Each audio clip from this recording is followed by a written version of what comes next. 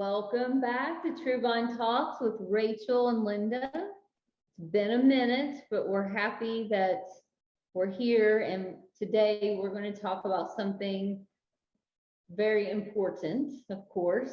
So we'd like to talk about, what a lot of us are experiencing during this pandemic, which is disconnection, loneliness, isolation, which triggers what is called depression. And there are different ways people experience depression. And we like to talk about how to know or recognize in yourself if you are feeling depressed. And so me and Rachel are going to talk about that with you today. Yes, I've been seeing a lot of people sharing posts on social media about like warning signs that you're mentally and emotionally exhausted. And every time I see this, I'm like, these are like DSM criteria for depression, right? Like there's so many people that are, have these symptoms and don't realize that it's depression. They just think that they're like burnt out or, emotionally exhausted. I guess those are other ways of describing it, right? Yeah. But I think it's important to know that the symptoms of depression so that you can reach out and get help, because it's something that's really hard to manage on your own. Oh yeah, you can't manage depression by yourself. Yeah. And the symptoms, when you feel like you've lost motivation to get up and go, it's a telltale sign that you're probably pretty depressed right now. Like I said, there are levels of depression and severity of depression, and we're going to talk about just depression in general today. And that's just feeling sad. You have a loss of joy. These symptoms come out of the DSM-5, by the way. We shortened it a little bit, make it more today's conversation. Unintended weight loss, having some sleep problems. You're either sleeping too much or you're sleeping too little when you're depressed. So clinically, that's insomnia or hypersomnia. Right? You're like, you need naps all day. You feel like all you ever want to do is sleep. Sleep is your escape, right? You don't have to worry about all these negative emotions. You can just sleep it away, right? Or you're up and you can't sleep at all, and you want to, and you need to. That's important. It's different from a like kind of manic episode where you can't sleep, but you don't feel like you need it. You know that you need it, and you're trying to sleep, but you're having problems falling asleep or staying asleep. Is that right, Linda? Oh yeah, that was well stated, Rachel. Mania is you don't recognize that you need sleep. So that falls into the bipolar disorder of having a manic episode. I'm glad you clarified that. That was important. Good. Yeah. So when you're having these sleep problems, you're probably feeling restless. One other thing is if I have someone come in and they're slow movement, kind of like this Eeyore approach, they're like, their body's not, they've got no energy and they're sluggish and they're just blah. That's a telltale sign that your body is, we call it psychomotor fatigue or agitation. You're not, no juices flowing, I guess you would say. How would you describe it, Rachel? Yeah, I think it like a sloth, right? You just feel like a sloth, like you're trying to get up and go, but you just, you don't have that motivation, that energy, you're tired, right? It feels like you're like weighted down, right? Or you're trying to like walk in water, there's this like resistance. Yeah, like a weighted blanket's on you. Yeah. You're carrying that thing around like you're carrying your body around. Yeah. Try to pull it into where it needs to go. And that's a heavy feeling. So, yeah. And dragging. Yeah. Dragging. And I'm looking at our cheat sheet here.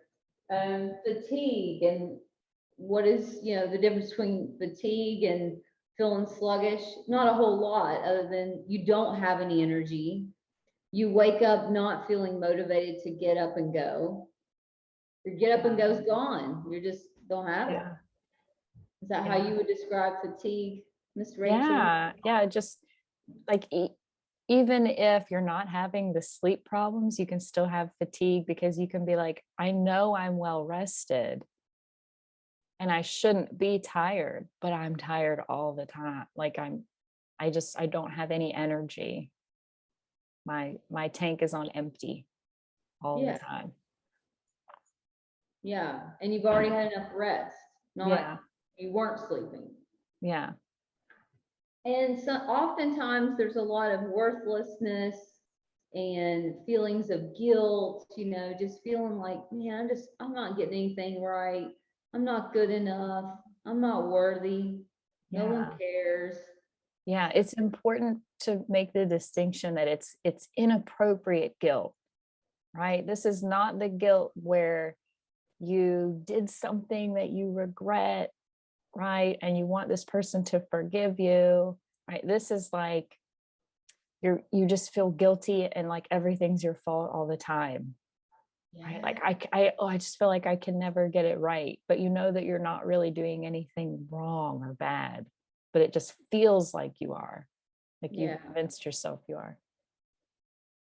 Very good. Good distinction between guilt to change and repair a relationship versus guilt for no reason, just feeling bad about everything you do all the time. You don't have the ability to focus. You get up in the day and you can't get focused in on what you need to do. You just don't care. Just turn on the TV, just do the YouTube, you're just whatever. Don't care, can't concentrate, no focus. And that's a sign of, depression as well. And our last one, I'll let Rachel, I'm gonna pass the buck to Rachel, let her talk about the last symptom. Oh, okay. Yeah, this one, unfortunately is really common.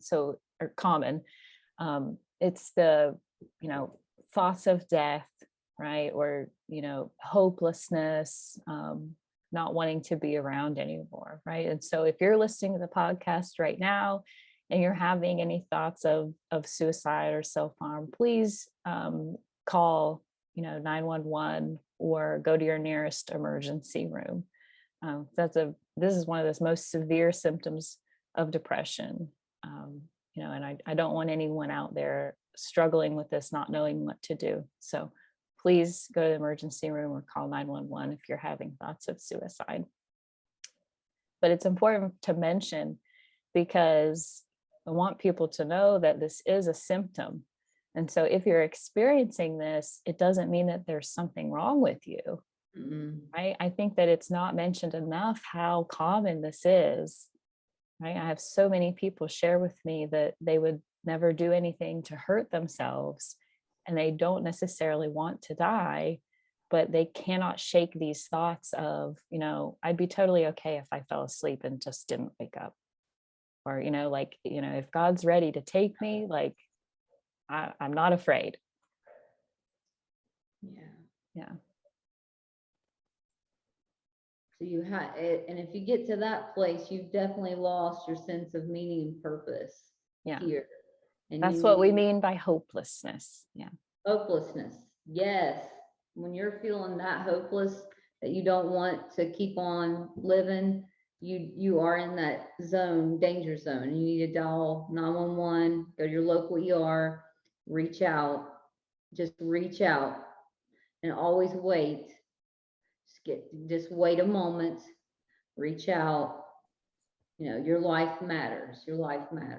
And we would never ever want to overlook that symptom, because a lot of people suffer with that. And that doesn't mean there's no stigma to that. That doesn't mean anything bad. People stigmatize those thoughts, and I'm like, well, no, people have that experience. Throughout your lifetime, there's going to be some tough times in life. it's not a sign of weakness. It's a sign of severe depression. Depression is on a scale. There's mild, moderate, and severe. Yeah. Right. And so for you to have, what's considered mild depression, you need to have at least 5 of these symptoms that we're going over today. At least 5, right? Yeah. All occurring within the last 2 weeks. Okay. And then the more you have, the more severe it is. Mm-hmm. Yeah. Thank you, Rachel, for clarifying that. Yeah. Yeah. And all of this is, Linda mentioned the DSM, and that stands for the Diagnostic Statistic Manual. Right? Number 5, purple book. That's what mental health professionals use to diagnose. Yeah. Thank you, Rachel. So, I was listening to a podcast the other day, and, Dr. Amen mentioned that people are suffering more from depression than they ever have. And so Rachel looked that up for us today and found that half of US adults are experiencing depression. Half. Okay. That's incredible. And it's 3 times higher than it was at the beginning of the pandemic. And Rachel and I sort of been wrestling with what that's about. And I think it's about feeling isolated and disconnected. You're asked to quarantine if you've been exposed. You're, 14 days. You're in the same place, seeing the same scenery. If you're quarantined, that creates feelings of just, loneliness or detached from society. What do you think is happening, Rachel, as far as like more depression? Yeah, and these are just our personal opinions also, by the way. Yeah, feel free to do your own research. But yeah, just from mental health perspective, I agree with you, Linda. And I think there's a sense of like feeling stuck, right? People weren't able to travel for a long time. And if that's something that you really enjoy, or if there's family or friends that live far away, you're not able to go and visit, right? Creates this distance and disconnection that you're talking about. Not being able to engage in hobbies, right, for a while. Yeah. Things getting canceled. Yeah, things getting canceled. Concerts you had tickets for, plays you wanted to go see. Yeah. Races you wanted to race. It's just been, and people, we know from the psychology, you've got to have some level of variety to stay healthy.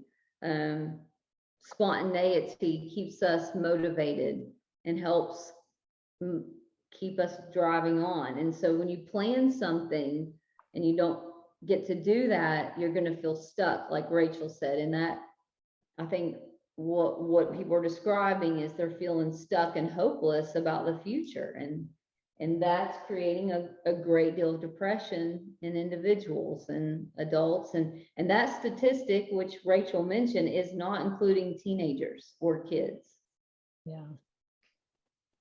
Yeah, it's a really sad statistic. When you had shared that with me before the podcast, it was like, wow. Yeah. 3 times higher than what the average was pre-pandemic, and now it's half of adults. Guys, it for those of you listening, half of US adults, that means you definitely know someone that is struggling with depression right now. Or you, or maybe it's the listener. Yeah. Wow. Yeah. Yeah. And something that just came to my mind that I want to share is like, with this lack of motivation and feeling fatigued, this affects just basic daily functioning for people when it becomes, moderate to severe, right? It's hard to even just wake up and take a shower. Right? Your laundry's piling up, there's dishes piling up in the sink, you've got these chores and responsibilities that need done, and it literally feels like it would take just more effort and energy than you possess to get up and start doing anything. Yeah. I mean, your people are daily not people are not lazy, right? Sometimes they're depressed. Yeah, there's a lot of There's so people. much stigma. Yeah. And that's why, and when you have this negative view of yourself and you're depressed, you just beat yourself up and start putting yourself down, right? Oh, I can't get anything done. I'm always behind. This makes it Yeah. worse. So it's a nasty cycle, right? Rachel, that just triggers something in my mind is like, be careful labeling your teen as lazy, your teenager, because they could be depressed. Yeah. Yeah, be careful with that. I think sometimes we get those two mixed up. Now, do sometimes we're lazy? Yeah. Sure. Yeah. And, for us as a family, it's been like, soccer was happening and then soccer's not happening because of COVID. And it's just this constant, you know, getting to experience your kid playing sports or doing band, and then all of a sudden that's taken away again. And then I mean, it's just a constant roller coaster, especially the kids today. It's like, wow, we can't get back to socializing in life. And so that I think that's part of the pandemic issue right now. It's like no one knows what to do. No one knows whether they should engage or not engage. It's just a stuck situation a lot of times. So yeah, and we're going to talk about the causes of depression and what are the reasons why we get depressed. We just mentioned some of those from the pandemic causes, but as far as like genetic or other things that may trigger depression, Rachel, what are your thoughts? Well, I think Linda and I are going to talk about what we do at TrueVine to help people manage and reduce symptoms of depression, which is focus on attachment through emotionally focused therapy. But all of you listeners, feel free to do your own research on some of the causes.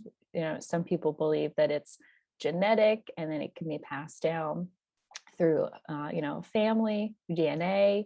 Some people believe that with that means that it's like a chemical imbalance, right, that can be adjusted through medication for your brain. It can be caused by trauma. It can be caused by just recent stressful events, right? Like we talked about the pandemic, which could have been traumatic for some people, or could have just been really stressful and hard. Yeah. A lot of times it's related to relationships. And right, when we say feeling alone, feeling isolated, feeling like there's nobody that's really there for me. That's what in our practice we see a lot. And so that's what we're going to focus on today. But we by no means want to suggest that there's only one cause. So again, feel free to do your own research. Yeah, good point, Rachel. So here at TrueVine, what we do is we take the individual and we process their attachment bonds or their strain bonds, and we sort of help them either repair those or engage in what we call the empty chair technique and protest that pain and help their younger self, their inner child, make sense of those events from childhood. Like if their parent wasn't there for them, they're going to show up for that younger self and be there for them. And that's the emotionally focused individual therapy approach, and helping our clients with those feelings of not being connected, not having someone to be there for them, a secure, safe bond. And it works, and it's beautiful therapy. And Rachel and I love the model, and we think it helps alleviate symptoms of SAD and depression. And that's why we utilize this model. And so, Miss Rachel, I'm going to read from. I was going to ask you to do that. Yeah. Thank you. Sue Johnson's Attachment Theory and Practice. And this is from, an excerpt on page 77. And she says that in terms of what Bowlby says, it's a disorganization that follows loss. And we've had a great deal of loss in the last couple of years. When it's combined with helplessness, it seems to trigger, I can't speak, depressive responses. The best protective factor in Bowlby's view is having competence and personal worth. And he further elaborates that depressed people commonly describe themselves with 4 adjectives: lonely, unlovable, unwanted, and helpless. They see themselves as failures, and they usually narrate that in their minds. Close relationships in which they can never meet the expectation of others. And that happens often. Yeah. Never experienced being valued for just being who you are. And of course, I'm paraphrasing this. And so I can never, the language that's used in therapy is, I can never be enough for my dad. I can never attain that level, or I never heard that I was doing a good job. So I feel worthless. And that comes from childhood. And what Sue's talking about, those closest bonds are how you view yourself. And the way you see yourself matters, okay? That matters tremendously in the way you interact with others, and whether you're motivated to reach goals. If I feel worthless, why would I have a goal? What would be the point? I'm just going to fail anyways. So through, right, your interactions with others that played an important role in your life, right? What did you decide they believed about you? And how did that impact or shape the way you see yourself? Right. That's attachment, right? How do other people see me? And what do I believe about myself? And that impacts how we all engage in relationships with others. Yeah. Thank you so much for reading that, Linda. I just think that piece is such a good example of what people are going through. It follows a loss. A loss could be anything: loss of a career, loss of a person, loss of a sense of self, or something about your identity. Yeah. And so at True Vine, we just help the client make sense of that by integrating the inner child, the young self, with the older self. And those techniques that we utilize, they work, and we just love what we do. And so if you are struggling with depression or anxiety or some of these mental health symptoms, please check us out. We are happy to help, and we'd love to do this awesome work with you. And so we appreciate you joining us today. And let me check in with Rachel. Was there anything else you'd like to share prior to the ending of our podcast? There is. Thanks for checking in with me, because a lot of times people, obviously, nobody wants to be depressed. Nobody would choose to struggle with depression. Anyone that's been there can validate that. And so people want to know, like, what do I do? Right. And so the first thing is just, please try to be patient and kind and compassionate to yourself. And I know that that's going to be so hard, but try to lower your expectations for yourself for the time being. You may not be able to get all the laundry done or get all the dishes done. Maybe you can wash one plate. And that's going to be a small success for that day. It's just know that you're going through something that's really hard, and all the people telling you that, well, you need to do this, you need to do that, you need to exercise, you need to eat healthier, you need to get on a good sleep schedule. Oh, that's going to be way too much right in the moment, right at first. You'll get there slowly but surely. Just start by taking it one step at a time, one day at a time, and just knowing that there's nothing inherently wrong with you. You're going through something that a lot of people struggle with, and it's really hard. Yeah. It's really hard, and it's hard to admit because so many people are embarrassed. Yeah, embarrassed of being sad. So embarrassed, Yeah. right? So if you're feeling embarrassment, I want to validate, that's really common. And that makes it hard to reach out and ask for help, right? Because we grow up, I'm supposed to be independent and self-sufficient and strong. Right. We don't want to admit, man, I'm really struggling. I can't do this anymore. I need some help, right? But please do that for yourself. You deserve some help. You deserve a non-biased, non-judgmental person that can listen to your struggle and help you process and understand what's going on so that you don't have to continue struggling. That's all therapy is. It doesn't mean you're crazy. It doesn't mean that only a professional could help you, right? It's just you are worthy of a non-judgmental, non-biased individual to listen to your struggle. That's what a therapist or a counselor is. Yeah, and that's so well stated, Miss Rachel. Just, having someone be there for you, really be there for you. Yeah. So that's Rachel, all I wanted to share. Thanks, Linda. Oh, I probably forgot that part. Thank you for being there for me, Rachel. That's what we do. Yeah.